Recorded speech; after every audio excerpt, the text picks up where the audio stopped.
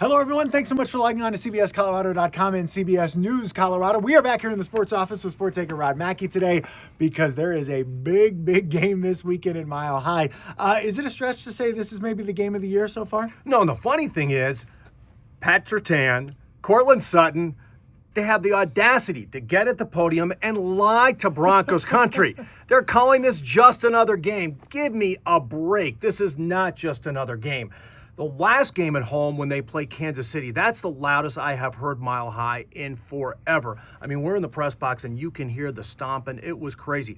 I think this game's bigger because, again, they're an NFC team. I get it. Here's the reason it's so big. They're neck and neck with the Patriots. Yep. They have the tiebreaker over New England. New England, though, a far easier schedule down the stretch. The Broncos really need to keep on winning because, as we've seen, 11 in a row at home, Mile High, they need that home field advantage. And, Michael, the most important thing about home field advantage, you get the bye in the first game. Very and important. What we've seen in the NFL this season, on any given Sunday, anything can happen. So having that bye, as much as home field's a big deal, getting that bye is monstrous. And to me, if you beat the Packers, that sends a signal to everybody else, hey, look, we're legit, right? And we can go and maybe even win the rest of this schedule with games like Jacksonville and Kansas City and against the Chargers as well. So what will it take, Rod? What do the Broncos need to do in order to beat the Packers on Sunday? I mean, I'd like to see the running game continue to do well because that does benefit you. R.J. Harvey is not J.K. Dobbins, but in the last game against the Raiders, I think we saw big steps from the rookie running back. I think he's been great. The defense is going to do their job. They always do. They will keep the Packers in check.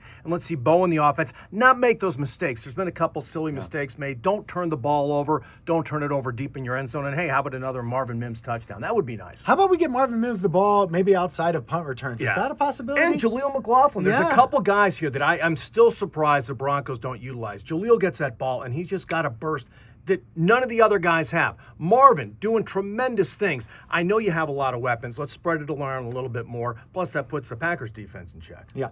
Let's talk about this Broncos defense. And there's been this comparison all year long to the Super Bowl 50 team. You, of course, covered that team.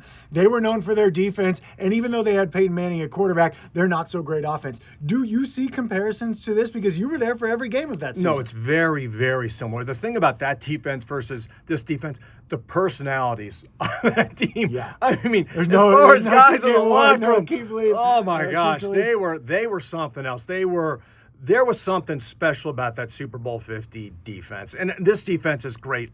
I mean, I think the Super Bowl 50 is one of the greatest of all time. They're there with the 85 Bears. They're right up there with the Seahawks, the Ravens defense that was so good that won the Super Bowl for them. This defense is very, very good, but I do see the similarities in the team, and it's not just the defense. It's what you said. We always talk about how great, I mean, they had DT, they had Emmanuel, they had Peyton, but they did struggle on offense. They didn't score a whole lot. C.J. Anderson's touchdown, you think about it, kind of stood out because it's really one of the only ones they had. And their defense stepped up and got it done for them. This team, very, very similar. There's a lot of deja vu all over again this year. A lot to look forward to, not only in this coming game, but obviously as the season winds down here and then we get ready for the postseason. Tell us about your coverage on Sunday. Of course, it all starts countdown to kickoff. Countdown to kickoff, bright and early in the morning at 9:30. Romy, Jeff Legwald, we'll all be here, all breaking down this game. Plus, we'll talk about those bets, how to make some money. Don't listen to me. Take the opposite of what I take. That's what I do. It works out pretty well. We all know how that works. After the game, we'll be live in the locker room. We'll be on the field right afterwards. Hopefully a happy locker room. Knock on wood. We've had a lot of those this year. And I'm so jealous. I'm so jealous of all your happy locker rooms. Well, and let's just go to the side a little bit. How about the Avs locker room? Yeah. How about the Nuggets locker room? We are so spoiled. Let me do this again right now. I mean, the Avalanche have lost 2 games in regulation. The Nuggets have won 11 in a row on the road. The Broncos have won 11 in a row at home, 10 in a row overall. This is as good as it gets right now in pro sports. It's tremendous. Here's hoping it continues. Yes.